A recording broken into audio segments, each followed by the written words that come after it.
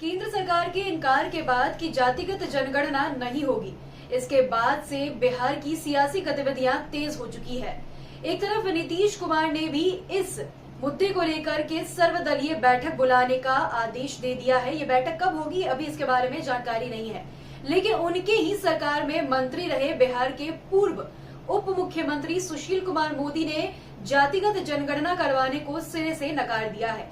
क्या कुछ कह रहे हैं सुशील कुमार मोदी, हम आपको दिखाते हैं। नहीं, देखिए, हम लोगों ने पहले भी कहा है कि केंद्र की सरकार ने जो सुप्रीम कोर्ट में एफिडेविट फाइल किया है, वो कहा यह है कि यह व्यवहारिक नहीं कि केंद्र की सरकार इसको कराए, क्योंकि इस बार की जनगणना ये हैंड हेल्ड डिवाइस या डिजिटल तरीके से होने वाली है और जनगणना की पूरी तैयारी 3 साल पहले प्रारंभ हो जाती है। उसका मैनुअल छप चुका है, उसका जो टाइम टेबल है वो बन चुका है, ट्रेनिंग का काम प्रारंभ हो चुका है और फिर इतने बड़े देश के अंदर जो पिछड़ी जातियां हैं, जब 2011 में आर्थिक जातीय जनगणना की गई थी तो 46 लाख जातियों की सूची मिली। 46 लाख, जबकि इस देश में मुश्किल से 7-8 हज़ार जातियाँ होंगी। इसलिए केंद्र ने कहा कि जनगणना की पूरी तैयारी हो चुकी है और इस अंतिम समय में और पिछड़े वर्गों की जनगणना करना केंद्र सरकार के लिए संभव नहीं है। हाँ, लेकिन अगर कोई राज्य कराना चाहे तो करा सकता है, जैसे तेलंगाना ने कराया है।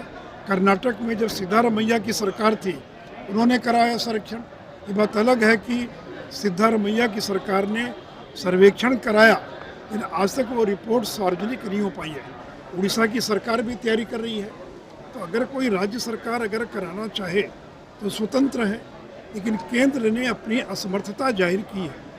और जो राजद के लोग कहते हैं कि एक कॉलम जोड़ देना है, ये केवल एक कॉलम जोड़ने का सवाल नहीं है, ये केवल एक कॉलम जोड़ने से नहीं होगा, क्योंकि ये डिजिटल तरीके से गणना की जाने वाली है। और जैसे अनुसूचित जाति जनजाति की गणना इसलिए होती है कि लोकसभा और विधानसभाओं में जो उनको आरक्षण मिला हुआ है वो आबादी के अनुपात में मिला, इसलिए उनका गणना करना आवश्यक है।